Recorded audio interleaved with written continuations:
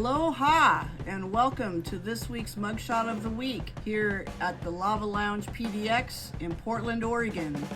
This week we're making a Leilani Volcano, which comes from the Polynesian Village Resort, Orlando, Florida, circa 1970s. Today we're making this Leilani Volcano in our Trader Sam's mug from Disneyland, Anaheim, California.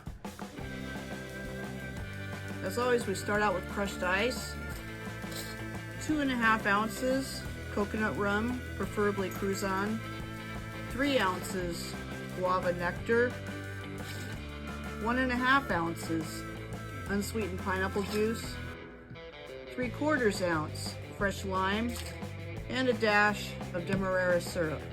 Shake until frosty. Garden mint and a lime shell or a pineapple. Aloha!